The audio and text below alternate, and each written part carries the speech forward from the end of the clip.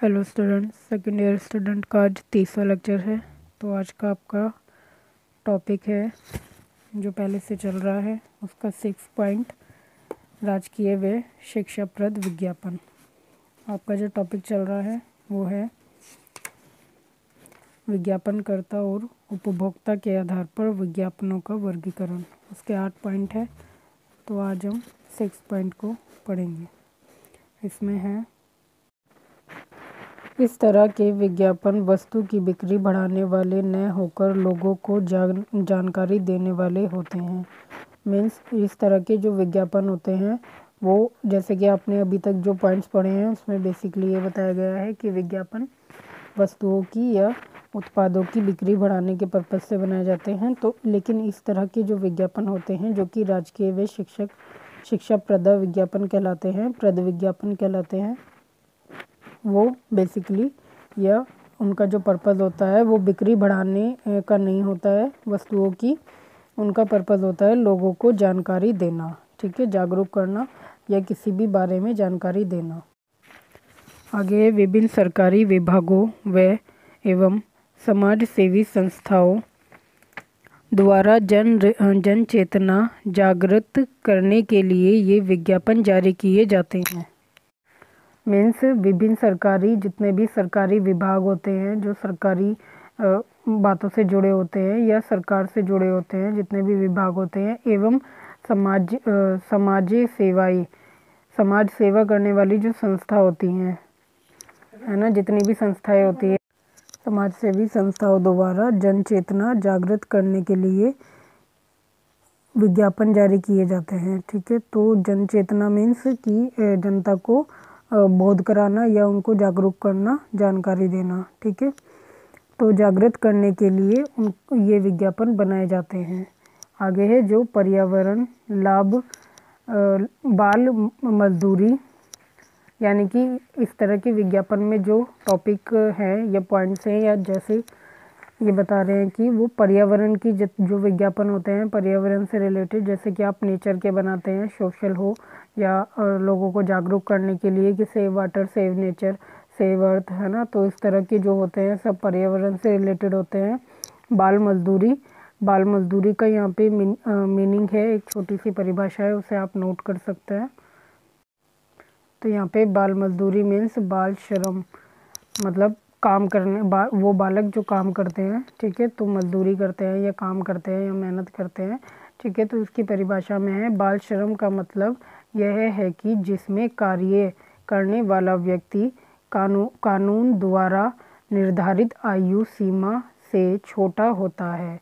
इस प्रथा को कई देशों और अंतर्राष्ट्रीय संगठनों ने शोषित करने वाली प्रथा माना है, ठीक है। तो जो बच्चे बालिग नहीं होते, कानून द्वारा उनकी जो एज होती है वो उसके अकॉर्डिंग कम होती है कानूनी तौर पर, तो उनको वो जो काम करते हैं ये मजदूरी करते हैं, तो उसको कहते हैं बाल मजदूरी, ठीक है। आगे है प्रौढ़ शिक्षा। प्रौढ़ शिक्षा में भी एक छोटी सी परिभाषा है, अर्थ के तौर पे आप इसे लिख सकते हैं। वो है, प्रौढ़ शिक्षा वह शिक्षा कहलाती है जो उन लोगों के लिए होती है, मतलब प्रौढ़ शिक्षा का उद्देश्य उन प्रौढ़ व्यक्तियों को शिक्षित करने से या शैक्षिक विकल्प देना है जिन्होंने यह अवसर गंवा दिया है और औपचारिक शिक्षा आयु को पार कर चुके हैं, मतलब कि उनकी जो उम्र है वो अधिक हो चुकी है या वो समय क्रॉस कर चुके हैं जब हम एक टाइमिंग के अकॉर्डिंग शिक्षा प्राप्त करते हैं। जैसे कि हम बचपन से शिक्षा लेते रहते हैं तो वो समय वो गंवा चुके होते हैं, तो उन लोगों को शिक्षा देना, लेकिन अब वे मतलब कि शिक्षा आयु को पार कर चुके होते हैं और अब वो शिक्षा प्राप्त करना चाहते हैं। इसी तरह के अन्य सभी लोग उनको कहते हैं, जब वो शिक्षा प्राप्त करते हैं तो उसे कहते हैं प्रौढ़ शिक्षा, ठीक है। तो आगे है बाल विवाह।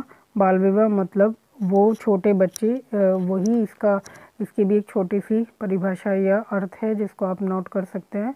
बाल विवाह कानून के अनुसार किसी भी बच्चे की निश्चित आयु से पहले यानी बच्चों के नाबालिग उम्र में उनकी शादी कराना बाल विवाह होता है। यह एक रूढ़िवादी प्रथा है जिसे बाल विवाह नाम दिया गया है। यह बच्चों के मानवाधिकारों को ख़त्म कर देता है। ठीक है, तो बाल विवाह ये हो गया। तथा दहेज प्रथा के मतलब का मीनिंग आप समझते ही हैं। ठीक है, तो दहेज प्रथा आदि कुरीतियों से समाज को बचाने के लिए लोगों में जागरूकता पैदा करना। ठीक है, कुरीतियों का यहाँ पे आप अर्थ लिख सकते हैं, समाज या व्यक्ति को हानि पहुँचाने वाली अनुचित रीति या कुप्रथा या निंदनीय प्रथा। ठीक है, निंदनीय प्रथा जो मतलब कि अच्छी नहीं होती हैं, है ना, गलत प्रथा होती हैं या लोगों को नुकसान पहुंचाने के लिए होती हैं, उनको कष्ट पहुंचाने के लिए होती हैं, उन्हें कहते हैं कुप्रथाएं। ठीक है, रीतियाँ।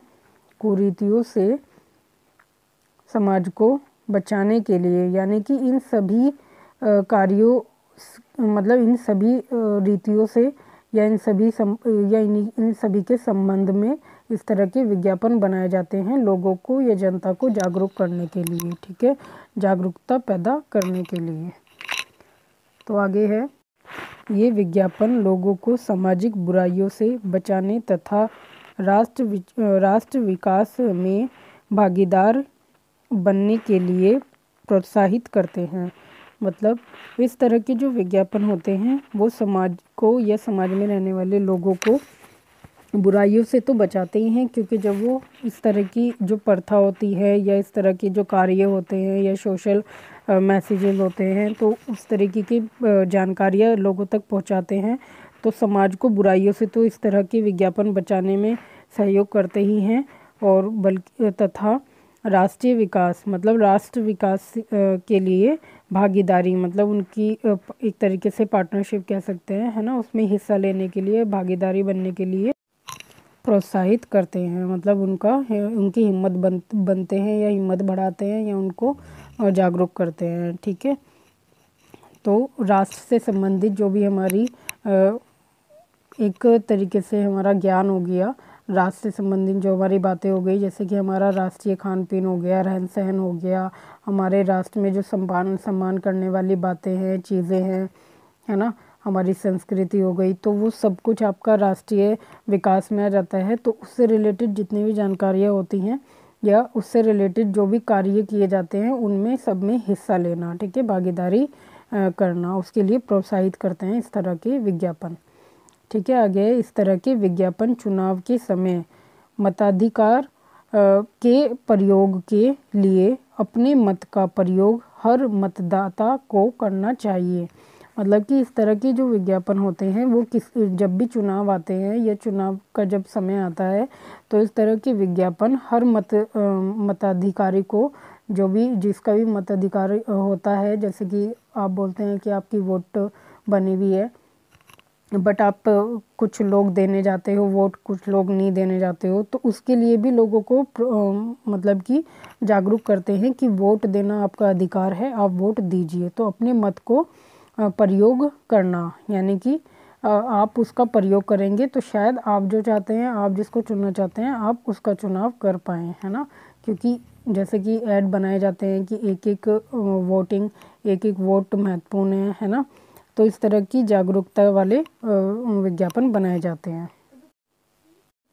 आगे आधुनिक मशीनों पर मतदान किस तरह करना है आदि के बारे में जानकारी देने के लिए राष्ट्रीय स्तर पर विभिन्न माध्यमों द्वारा प्रसारित किए जाते रहे हैं। ठीक है, तो मतलब कि जब चुनाव आते हैं तो विभिन्न प्रकार की मशीनें आती हैं नई नई टेक्नोलॉजी के साथ, तो उस पर किस तरीके से आपको मतदान देना है, इस बार की क्या प्रोसेसिंग है, वो सारी जानकारियाँ इस तरह के विज्ञापन में बताई जाती हैं या लोगों तक उस जानकारियाँ पहुँचाई जाती हैं, है ना, माध्यमों द्वारा प्रसारित किए जाते हैं।